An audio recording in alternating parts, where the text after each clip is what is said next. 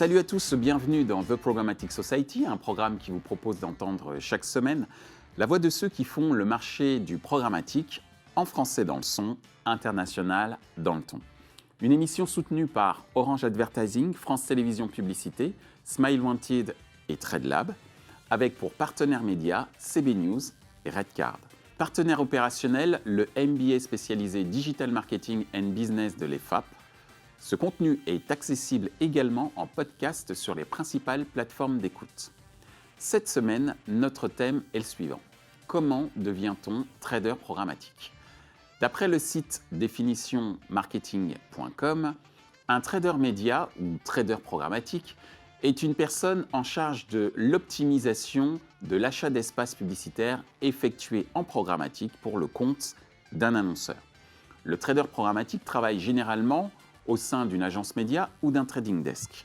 Longtemps cantonné à un rôle opérationnel, le trader aujourd'hui a un rôle stratégique dans la réussite des campagnes publicitaires programmatiques et notamment en termes de retour sur investissement pour l'annonceur.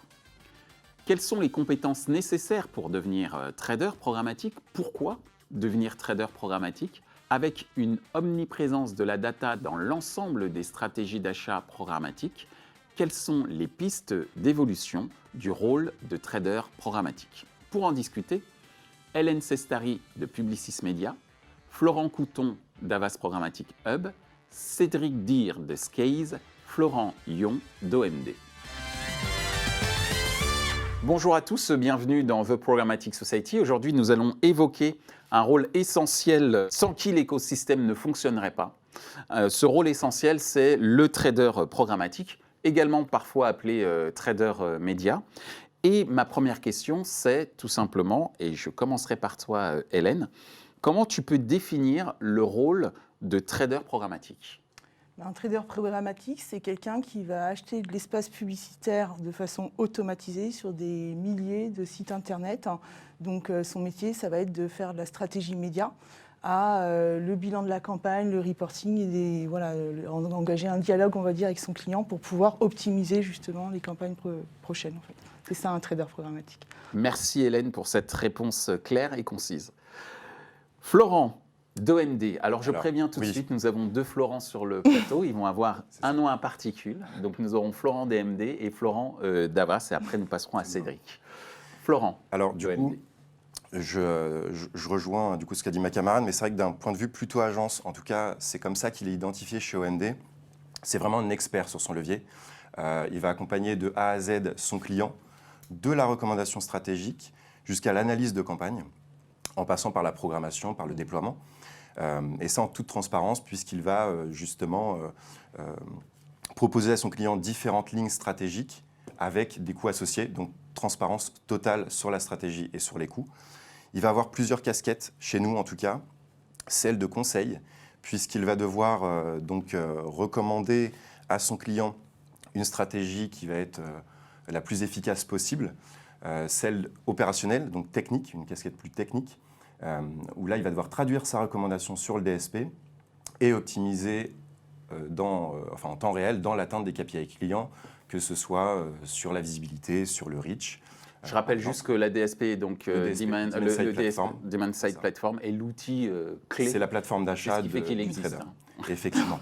Et un dernier rôle, une dernière mission, et qui est vraiment importante, c'est celle d'évangéliser le programmatique en interne auprès des commerciaux et en externe auprès des clients, en apportant sa connaissance sur levier, en informant les commerciaux ou les clients des innovations technologiques, des nouvelles sources de data, etc.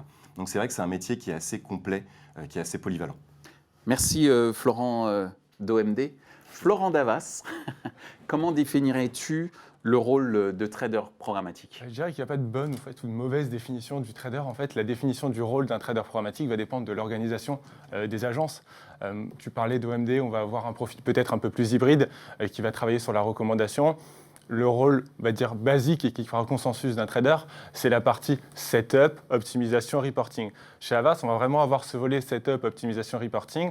Et pour la partie recommandation, on va avoir un travail en binôme qui va se faire avec un consultant média, où justement le consultant média va avoir des parties pris médias et va accompagner sa recommandation par le volet technique grâce au trader. Sur la partie, bien entendu, trading, c'est le trader qui reprend le lead, mais qui va toujours garder dans la boucle le consultant média pour aller chercher justement les petits insights que peut avoir, de par son rôle média, ce consultant. Après, il y a aussi un point qui n'a pas forcément encore été dit, c'est quand on est trader, c'est être garant des performances de la campagne. Donc, c'est comprendre les enjeux business du client pour les traduire en fait en activation programmatique. Et qui dit activation programmatique dit aussi volet un petit peu technique et comprendre justement cet écosystème et toutes ses spécificités, faire de la veille, marché, être au courant de toutes les features qui peuvent sortir. Merci Florent Davas. Cédric. Bonjour Michel, alors merci Bonjour. pour l'invitation.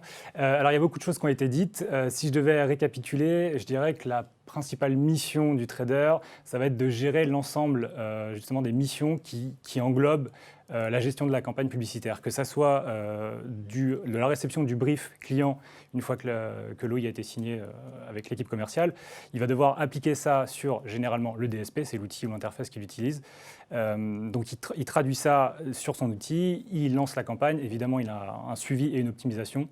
Et en fin de campagne, un reporting avec le client pour justement suivre tous ces résultats et les informer. Merci Cédric. En gros, très bien, on a compris que sans le trader, rien ne se passe, donc c'est vraiment un rôle essentiel.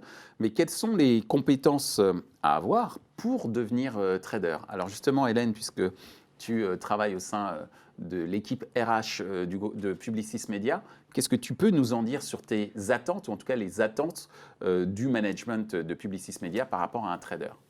Alors, de toute façon, tout ce qu'on s'est dit là sur quel est le rôle d'un trader média prouve qu'en fait, un trader média, il a besoin de plein de compétences différentes. On a parlé techno, on a parlé posture, on a parlé vendre, on a parlé pédagogie. Donc, en fait, finalement, un trader média, c'est quelqu'un qui va basiquement savoir utiliser Excel et PowerPoint, on va dire. Voilà. Un peu moins basiquement, qui va connaître aussi un petit peu la publicité digitale, le marketing digital, enfin l'écosystème dans lequel il gravite, parce qu'il faut qu'il puisse aussi se positionner dans la chaîne de valeur. Au-delà de ça, je pense qu'un trader média, un trader programmatique, c'est quelqu'un qui doit être curieux. Parce qu'en fait, il est sur un métier qui est en train de se construire et qui n'a pas fini de se construire. C'est un métier qui évolue en fonction de l'évolution des technos. Donc de toute façon, c'est quelque chose qui est hyper important. Un trader programmatique, il doit être curieux de son métier, il doit être curieux de ce qui se passe dans son métier pour pouvoir évoluer en même temps que son métier. Voilà. Un trader programmatique, c'est quelqu'un qui a envie d'inventer son métier, en fait.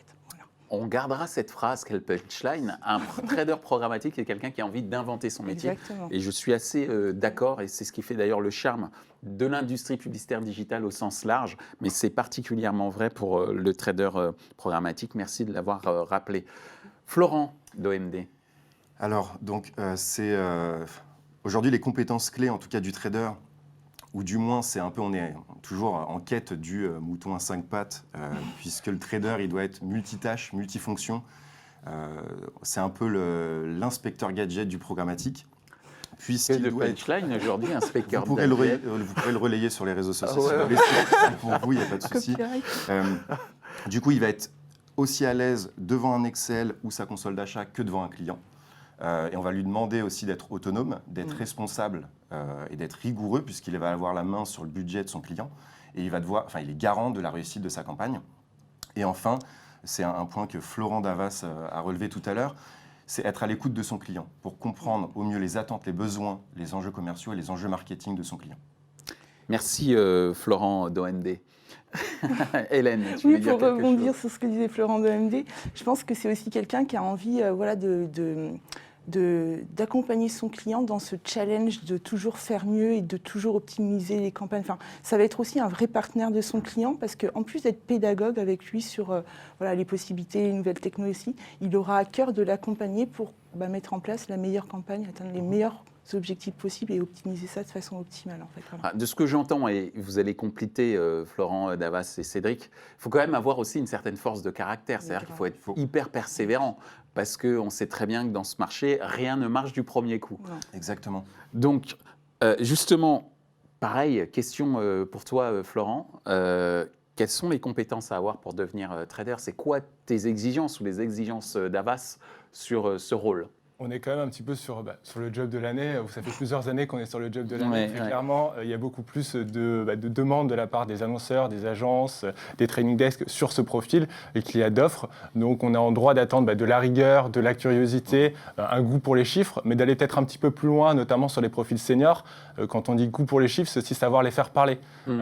Trouver justement dans ces chiffres la bonne variable, la bonne donnée qui va me permettre d'optimiser ma campagne et d'aller chercher les performances attendues par le client, même de les challenger, d'aller un petit peu au-delà. On a le côté aussi goût pour l'adrénaline, entre guillemets. Un trader, il va optimiser sa campagne tous les jours. Le lendemain matin, il va se connecter à sa plateforme. Il va voir si ces optimisations de la veille ont fonctionné. Et là, il y a un petit peu la surprise, le goût, le plaisir de savoir est-ce que ce que j'ai fait, ça a marché. C'est un Kinder Surprise quotidien. Complètement. Et si ça n'a pas marché, il ne faut pas... Une mauvaise surprise. Ça peut être une mauvaise surprise, mais il ne faut pas justement être dans la déception. C'est vraiment faire, défaire. C'est pour ça que je parlais de persévérance. Tout à fait. Dans du test and learn, de l'apprentissage complet, et le volet évangélisation est aussi hyper important.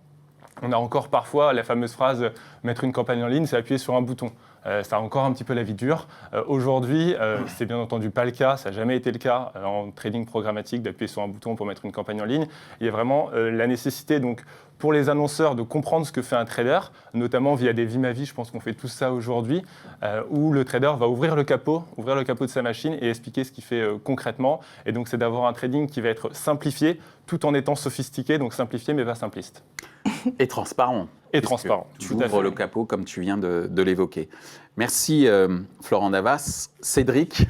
Alors je dirais qu'il y a deux qualités principales si je devais résumer. La première, c'est la rigueur, parce que comme Florent l'a dit, ils sont amenés effectivement à tout gérer dans le DSP. Il faut savoir que le trader, il gère l'argent de son client. Il y a vraiment une notion de média, qui dit média dit argent. Donc ça peut faire peur pour, quand on arrive dans ce métier-là, puisque c'est vraiment l'aspect financier qui domine un petit peu tout ça. Donc il faut, je veux dire, il y a le deuxième point techniquement, c'est au niveau de la retranscription de la stratégie qui est mise en place. Évidemment, ce qui a été signé avec les commerciaux, il faut pouvoir être rigoureux dans l'application derrière sur l'outil. Donc ça, c'est la première qualité. Et la deuxième, je dirais que c'est la polyvalence, parce que le trader, aujourd'hui, il se retrouve un petit peu au centre de l'équipe. Il est vraiment confronté à tous les pôles, que ce soit le pôle technique, si jamais ce dernier vient à développer un outil qui serait susceptible d'être utilisé par le trader. Donc il y a une relation frontale avec les équipes de développement. Idem pour les relations commerciales, comme je viens de le citer avant, parce que forcément, sans la partie commerciale, il n'y a pas de campagne publicitaire. La partie créative aussi également, parce que le trader, il va devoir mettre en place les assets créa au début de la campagne. Peut-être qu'il peut intervenir aussi sur les best practices ou les best learning qu'il aura justement pu recevoir tout au long de la campagne. Donc il a une position centrale. Donc je pense que la polyvalence, c'est vraiment le maître mot. Il faut pas être cloisonné uniquement aux optimisations. Effectivement, c'est sa mission principale, mais il y a tout autour aussi qui est vraiment important. Il faut vraiment avoir une vision large sur l'écosystème dans une entreprise aussi. Donc vision large et surtout pas être conservateur, mais progressiste. Exactement. Sans faire de mauvaises analogies. Et c'est un peu lié justement à la persévérance. Tu parlais de persévérance, c'est vraiment important puisque finalement, c'est aussi savoir être réactif, savoir anticiper. On parlait d'optimisation, effectivement, tous les matins, il va devoir optimiser. Mais si on tombe sur une mauvaise surprise, si une optimisation n'a pas fonctionné, le trader va devoir gérer cette situation complexe, va devoir dire au client quelles optimisations il a mises en place pour régler cette situation.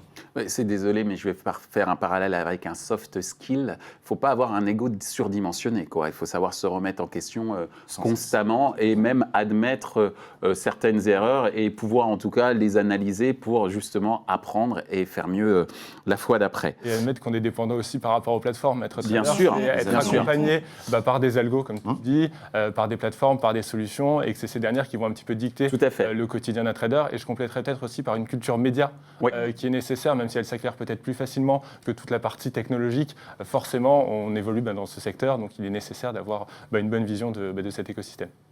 Merci pour ces précisions. Alors, Florent d'OMD, Florent Navas et Cédric, vous êtes ou vous avez été trader. D'où ma prochaine question, pourquoi vous avez voulu être trader? Mais avant de répondre à cette question de manière personnelle, je demanderai à Hélène de nous expliquer quels sont les retours qu'elle a de la part des candidats qui veulent devenir trader, quelles sont leurs motivations en fait. Leur motivation, avant tout, c'est d'apprendre un métier. C'est-à-dire qu'on est quand même sur un secteur d'activité dont on sait qu'il n'est pas tout à fait mature, mais dont on sait qu'il va générer de l'employabilité. Alors, je prends des termes un peu RH, mais de l'employabilité. Donc, c'est aussi ça, en fait, qu'attendent, en fait, ou ce que veulent, ou l'aventure à laquelle souhaitent participer les personnes qui souhaitent faire ce métier. Donc, c'est ça avant tout. Nous, c'est vrai que quand on a monté la Programmatic Academy chez Publicis Media, c'est ça qu'on leur a promis, entre guillemets. Tu peux nous rappeler juste ce que c'était la Programmatic Academy? La Programmatic Academy, c'est la volonté à un moment de vouloir recruter 7 traders programmatiques qu'on ne trouve pas. Parce qu'en fait, il n'y en a pas 7 disponibles tout de suite sur le marché de l'emploi en France. Donc se dire comment on fait concrètement, on a besoin de 7 personnes pour faire ce métier-là, ils ne sont pas disponibles sur le marché de l'emploi, comment on fait? Donc ce qu'on s'est dit, c'est qu'on allait les recruter pour les former, qu'on allait recruter des personnes, pas sur la base de leurs compétences techniques, parce qu'en fait ils ne savaient pas faire ce métier, mais sur la base de justement leur souhait de vouloir apprendre un nouveau métier. Donc c'est ça qui les a attirés. Nous, on les a recrutés justement sur la base des fameux soft skills dont on parlait tout à l'heure. Donc cette capacité à être curieux, cette capacité à être rigoureux, cette capacité à avoir aussi envie de travailler avec nous en fait, d'avoir envie d'aller sur un métier qui va être en constante évolution. Donc c'est sur cette base-là qu'on les a recrutés et ensuite on les a formés pendant 4 mois pour leur donner ce métier-là de trader programmatique. Merci pour ces précisions. Alors, Florent, comment t'es venue l'idée de devenir trader? Si cette idée t'est venue d'ailleurs. Elle m'est venue. D'accord. Puisqu'on vient de voir que parfois on a des gens qui ne savent pas que le métier existe. Alors, c'est pour ça que je me suis permis cette petite... C'est vrai que c'est un métier qui est très passionnant, on en parlait tout à l'heure, mais qui évolue au gré des innovations technologiques, au gré de la réglementation, par exemple, du RGPD, entre autres. Au-delà du job en lui-même, c'est le levier qui est intéressant aussi. Le levier programmatique est en pleine croissance. Alors je vais donner une stat qu'on connaît tous, mais potentiellement, en 2020, on aura 85% du display qui sera programmatique. Et de participer à ce genre de mutation, c'est vrai que c'est assez excitant, c'est assez stimulant.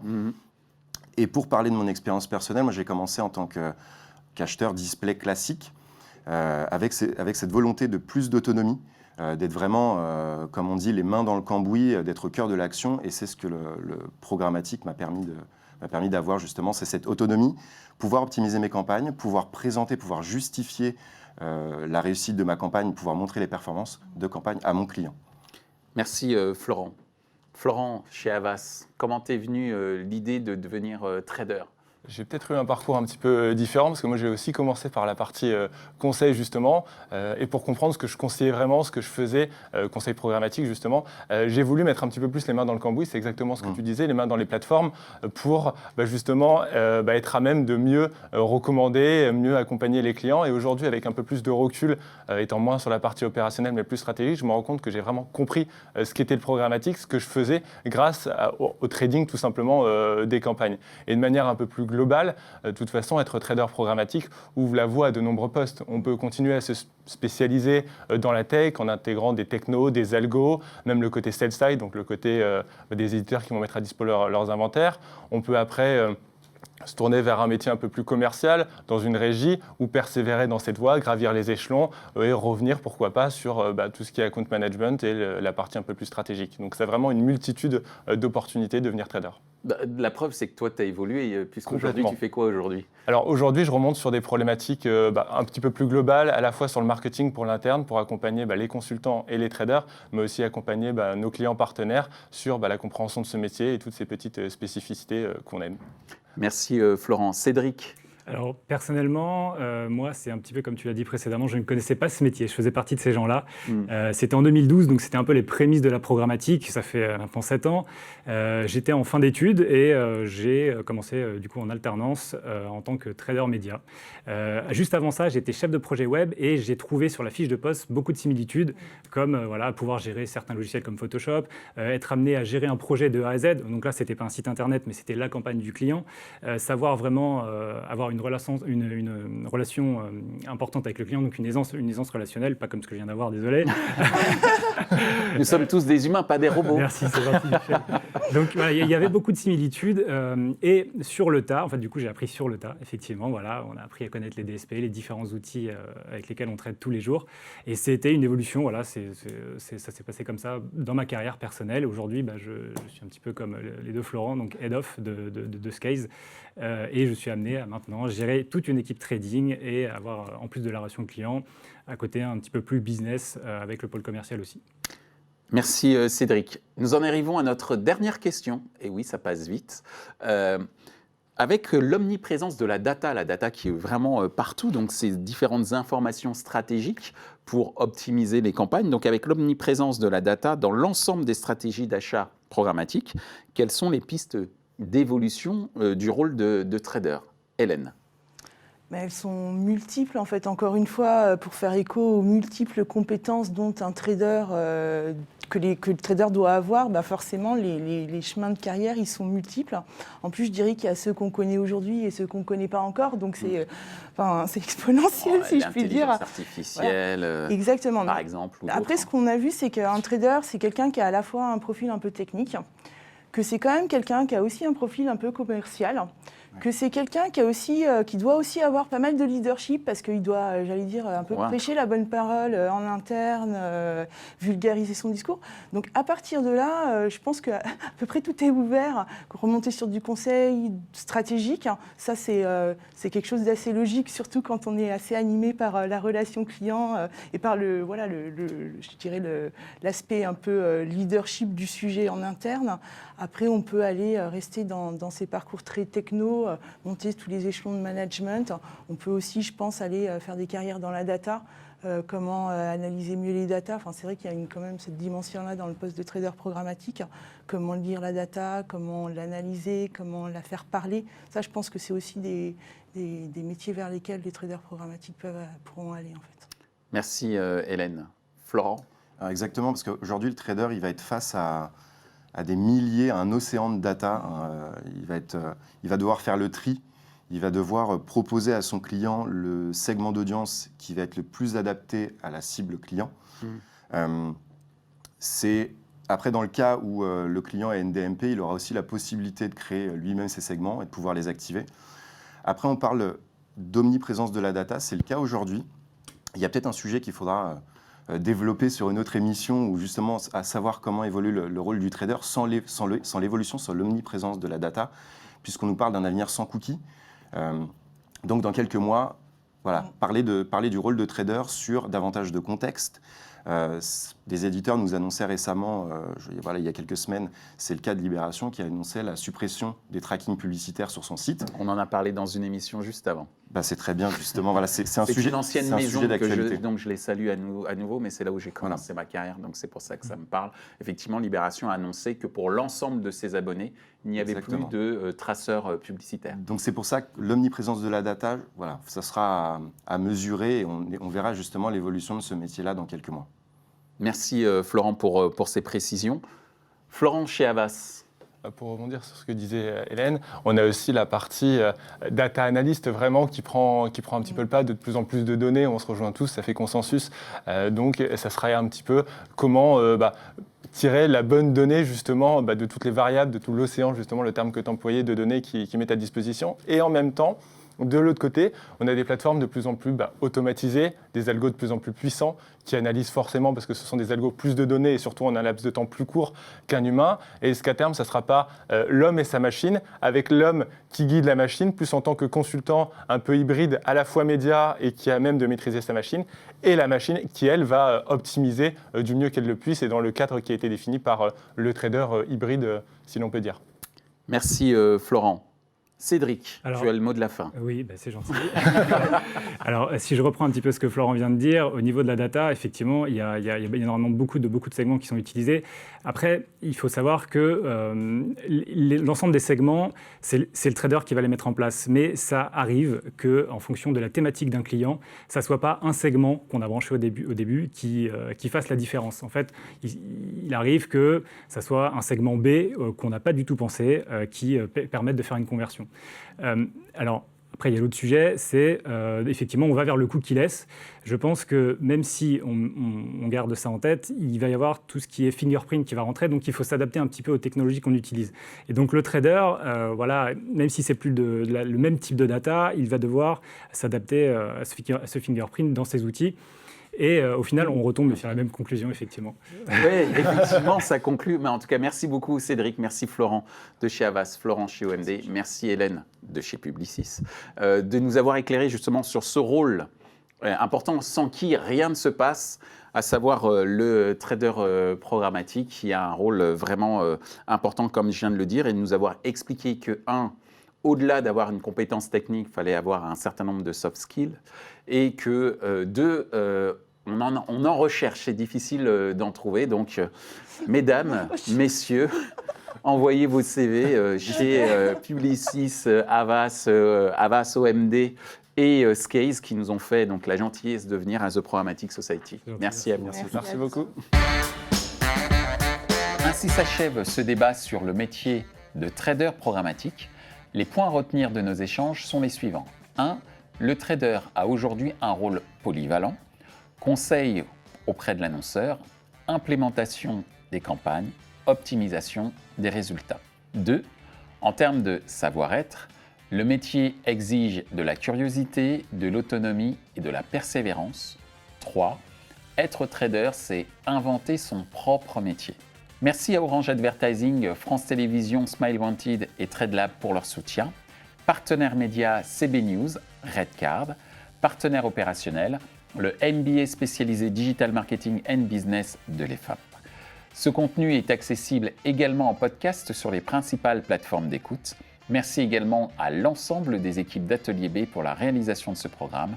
Traduction et sous-titrage par Uptown.